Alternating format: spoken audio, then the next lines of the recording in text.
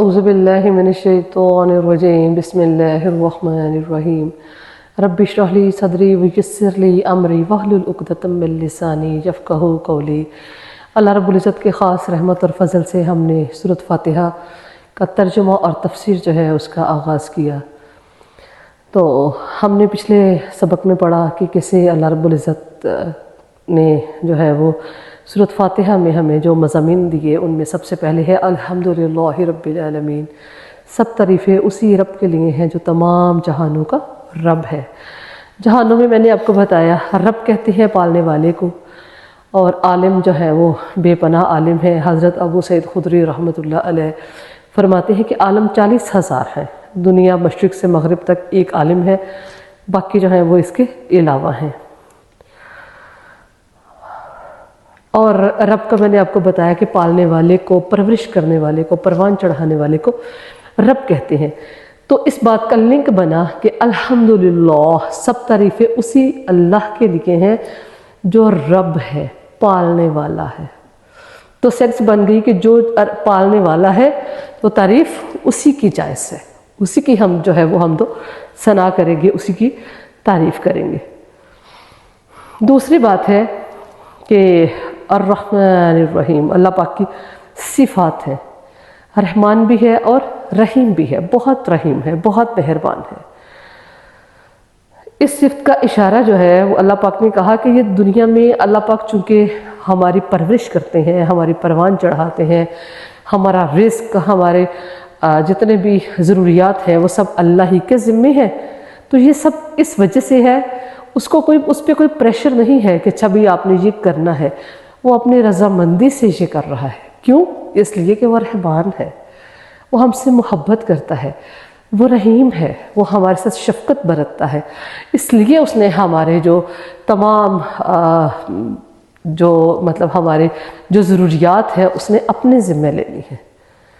الرحمن الرحیم کہتے ہیں کہ اللہ رب العزت کی رحمت، کچھ علماء کرام یہ بتاتے ہیں کہ اللہ پاک کی رحمت کا جو 30% حصہ ہے وہ اللہ پاک نے اس دنیا میں دیا، اور 70 جو ہے وہ بچا کے رکھا ہوا ہے آخرت کے لیے، کہ اللہ پاک جو ہے وہ آخرت میں ہمارے ساتھ اپنے رحمانیت کا، اپنے رحیمی کا جو ہے وہ ہمارے اوپر اپنا کرم جو ہے وہ فرمائیں گے۔ اور کچھ علماء کرام یہ کہتے ہیں کہ اللہ پاک نے 1% حصہ جو ہے وہ دنیا میں دیا ہے، اور 99% جو ہے وہ اللہ پاک نے سنبھال کر جو ہے وہ رکھا ہوا ہے، کہ اللہ پاک اپنے رحمت کا سایہ بروز قیامت جو ہے وہ ہمارے اوپر سایہ فگن کریں گے انشاءاللہ انشاءاللہ انشاءاللہ۔ دوسری چیز ہے، یہ تو ہم نے 2 آیتیں پڑھ لی، الحمدللہ رب العالمین سب تعریفیں اس اللہ کے لیے ہیں جو تمام جہانوں کا رب ہے۔ الرحمن الرحیم جو بڑا مہربان نہایت رحم والا ہے، مالک یوم الدین قیامت کے دن کا مالک ہے۔ یہ بڑی جو ایسی چیز ہے جس پر ہمارے دین کا دار و مدار ہے۔ مالک یوم الدین کا مطلب ہے روز جزا میں ملکیت رکھنے والا، اور وہ ملکیت کس چیز کی ہے اس کا ذکر جو ہے وہ اللہ پاک نے نہیں کیا کہ کس چیز کی ملکیت ہے۔ قیامت کے دن تمام معاملات جو ہیں وہ اللہ ہی کے انڈر ہوں گے، اسی کے زیر تسلط ہوں گے۔ روز جزا مالک یوم الدین اس دن کا نام ہے جس دن اللہ پاک نیک لوگوں کو ان کے اعمال کا بدلہ دیں گے، اور بد لوگوں کو ان کے اعمال کا بدلہ دیں گے۔ اس سے ایک عظیم الشان فائدہ یہ ہوا کہ دنیا نیک اور بد کے لیے اعمال کی جزا و سزا نہیں ہے۔ ہم خدا نخواستہ کسی پر کوئی بیماری ہے تو ہم کہتے ہیں یہ اس کے اعمال کی سزا ہے، ایسا نہیں ہے۔ انسان کے گناہوں کی سزا جو ہے وہ اس کے لیے اللہ پاک نے آخرت جو ہے وہ مقرر کی ہے۔ یہ دنیا ایک دارالعمل ہے۔ اللہ پاک نے حضرت آدم علیہ السلام کو جنت سے بھیجا تو یہ کہا کہ بھئی اب تم دنیا میں رہو، تم اور تمہاری اولاد۔ ہم چونکہ آدم علیہ السلام کی اولاد ہیں تو اللہ نے کہا کہ تم دنیا میں رہو، پھر میں ایک مقررہ مدت تک تمہیں وہاں پر رکھوں گا، پھر میں دیکھوں گا کہ کیا تم میرے احکامات پر عمل پیرا ہوتے ہو یا نہیں۔ جو میرے احکامات پر عمل کرے گا اس کو میں جنت دوں گا، تم واپس اپنے گھر میں آ جانا۔ تو گویا ہمارا گھر جو ہے وہ تو جنت ہے، ٹھیک ہے۔ تو یہ اب ہمارے اعمال کا دار مدار ہے کہ ہم واپس اپنے گھر میں جاتے ہیں یا جہنم میں جاتے ہیں۔ اللہ پاک ہم سب کو رمضان المبارک کے صدقے جو ہے وہ عذاب جہنم سے نجات عطا فرمائے۔ اشراء مغفرت ہے، اللہ پاک ہم سب کے مغفرت فرمائے، اللہ پاک ہم سب کے گناہوں کو معاف فرمائے۔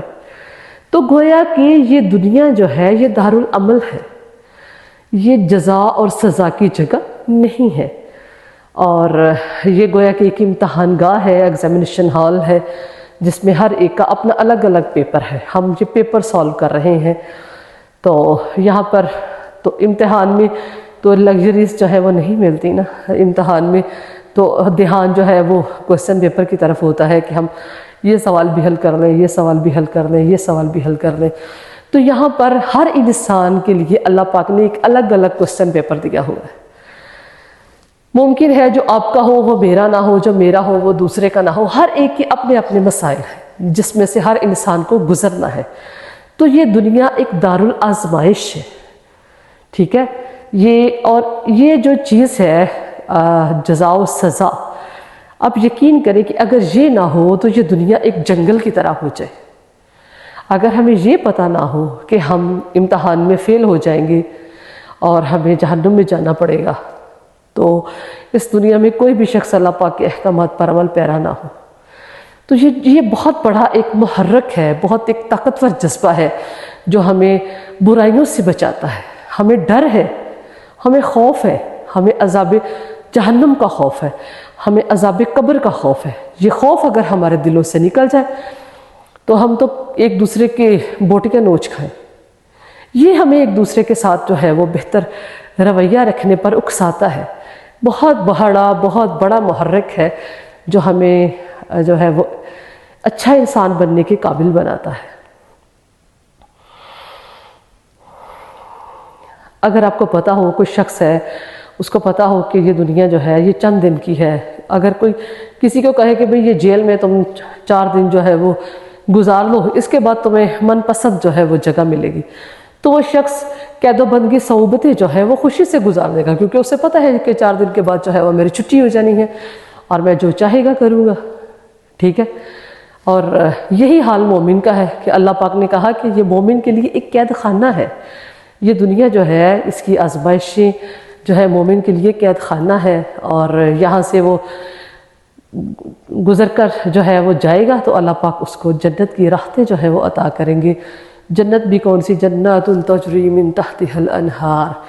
اللہ پاک کا بہت پیارا انداز تخاطب ہے۔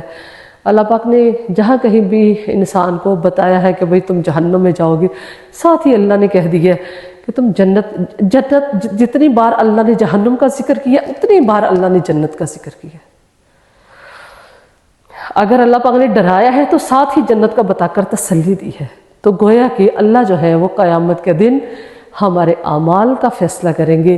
مالکی یوم الدین، سبحان اللہ۔ اللہ پاک ہم سب کو جو ہے وہ نیکیاں کرنے کی اور اس امتحان گاہ سے اچھے سے گزرنے کی توفیق عطا فرمائے۔ اللہ پاک ہم سب پر اپنا خاص رحمت اور فضل فرمائے۔ اس عشرہ مغفرت کے صدقے میں اللہ پاک میری، آپ کی، ہمارے والدین کی، ہمارے عزیز و اقارب کی، سب کی مغفرت فرمائے۔ وما علینا الا البلاغ۔